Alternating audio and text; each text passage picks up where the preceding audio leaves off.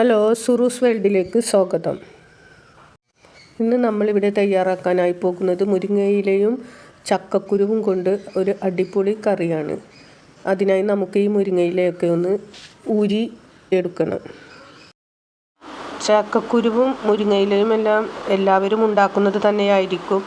പക്ഷെ പലരും പല രീതിയിലാണല്ലോ കറികൾ ഉണ്ടാക്കുക.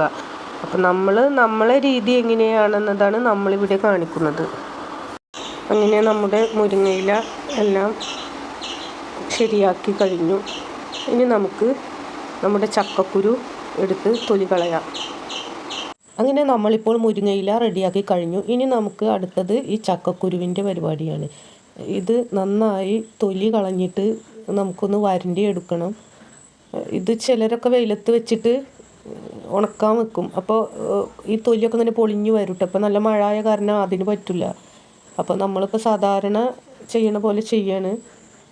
അപ്പോൾ അത് പെട്ടെന്ന് തൊലി കളയാൻ പറ്റുന്ന സംഭവമാണ്. അങ്ങനെ പുറത്ത് വെയിലത്ത് കൊണ്ടുവച്ചിട്ട് പരത്തി വെച്ചിട്ട് ഇങ്ങനെ വിണ്ട പോലെ ആവും. അപ്പോൾ ഈ വൈറ്റ് തൊലിയൊക്കെ അപ്പോൾ നമുക്ക് തൊലി കളയാനായിട്ട് എളുപ്പമാവും.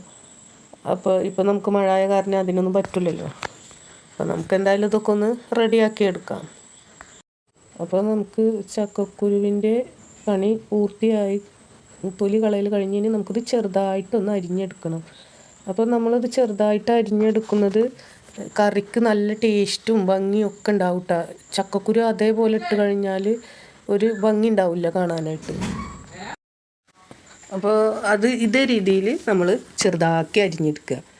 അപ്പോൾ അത് തൊലി കളയിൽ കഴിഞ്ഞാൽ നമുക്ക് അരിഞ്ഞെടുക്കാനായിട്ട് വലിയ പ്രയാസമൊന്നുമില്ല കേട്ടോ.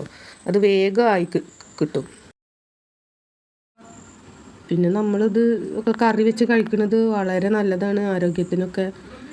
ചക്കക്കുരു, മുരിങ്ങയില ഒക്കെ നമുക്ക് ആരോഗ്യത്തിന് ഗുണം ചെയ്യുന്ന പച്ചക്കറികളാണ്. അപ്പോൾ അതൊക്കെ നമ്മളെപ്പോഴും ആഹാരത്തിൽ ഉൾപ്പെടുത്താൻ ശ്രമിക്കണം കിട്ടുന്ന സമയത്തൊക്കെ. പിന്നെ നമ്മളുടെ ചക്കക്കുരു അരിയലൊക്കെ കഴിഞ്ഞു. ഇനി നമുക്ക് ഈ ചക്കക്കുരു ഒക്കെ ഒന്ന് കഴുകി എടുത്തിട്ട് കൊണ്ടുവരാം.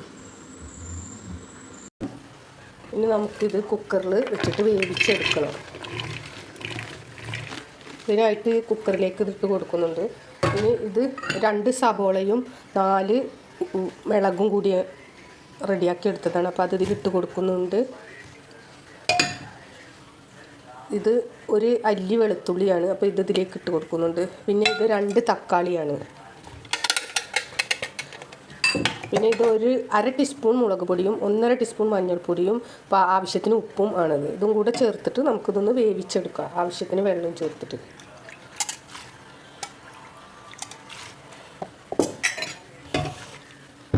ഇനി നമുക്കിതൊന്ന് നന്നായിട്ട് വേവിച്ചെടുക്കണം.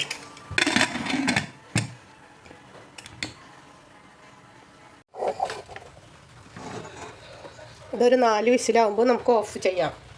അപ്പോഴേക്കും നമുക്ക് ഈ മുരിങ്ങയില കുറച്ചേ ഉള്ളൂ, അതൊന്ന് കഴുകിയെടുക്കാം. അങ്ങനെ നമ്മുടെ ചക്കക്കുരു സൂപ്പറായി. അങ്ങനെ നമ്മൾ ചട്ടി അടുപ്പത്ത് വെച്ച് കൊടുത്തു. ഇനി നമുക്ക് കുക്കറിൽ നിന്നും ചക്കക്കുരു വേവിച്ചെടുത്ത് ഇതിലേക്ക് മാറ്റി കൊടുക്കാം. അതിനുശേഷം നമുക്ക് ഇതൊന്ന് ടേസ്റ്റ് നോക്കിയിട്ട് ഉപ്പോ മുളക് എന്തെങ്കിലും കുറവുണ്ടെങ്കിൽ ഇട്ട് കൊടുക്കുക. അപ്പോൾ ഉപ്പ് ഇത്തിരി കുറവുണ്ട് എന്ന് തോന്നുന്നു. അപ്പോൾ നമുക്ക് ഇത്തിരി ഉപ്പും കൂടെ ഇതിൽ ഇട്ട് കൊടുക്കാം. എന്നിട്ട് നമുക്ക് കഴുകി വെച്ച മുരിങ്ങയില ഇനി ഇതിലേക്ക് ഇട്ട് കൊടുക്കാം. ഇനി നമുക്ക് ഇതൊന്ന് നന്നായി മിക്സ് ചെയ്തിട്ട് കൊടുക്കാം. എന്നിട്ട് ഇതൊന്ന് സ്വല്പം നേരം വേവണം. മുരിങ്ങയില ഒന്ന് വേവണം. മുരിങ്ങയില നന്നായി വെന്ത് കഴിഞ്ഞാൽ നമുക്ക് കടുക് പൊട്ടിക്കാം.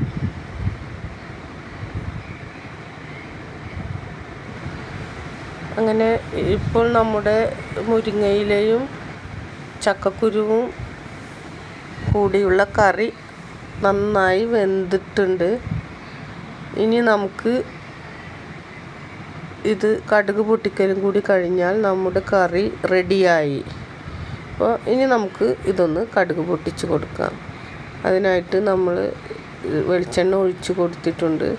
ഇനി നമുക്ക് ആവശ്യത്തിന് കടുകിട്ട് കൊടുക്കാം. പിന്നെ നമ്മളിതിൽ വേപ്പില ഇടില്ല, മുരിങ്ങയില കറിയാണല്ലോ, അപ്പോൾ വേപ്പിലയുടെ ആവശ്യമില്ല. നമ്മൾ 4 മിളക് കട്ട് ചെയ്തിട്ട് ഇട്ട് കൊടുക്കുന്നുണ്ട്. അപ്പോൾ കടുക് പൊട്ടിച്ചു കഴിഞ്ഞു. അങ്ങനെ നമ്മുടെ കറി റെഡിയായി കഴിഞ്ഞു. അപ്പോൾ ഇഷ്ടപ്പെട്ടാൽ എല്ലാവരും ലൈക്ക് അടിക്കണം, കമൻറ്റ് ചെയ്യാനും സബ്സ്ക്രൈബ് ചെയ്യാനും മറക്കരുത്. ഇനി നമുക്ക് പുതിയൊരു വീഡിയോയുമായി കാണുന്നത് വരേക്കും എല്ലാവർക്കും നല്ലൊരു ദിവസം ആശംസിച്ചുകൊണ്ട് ബായ്.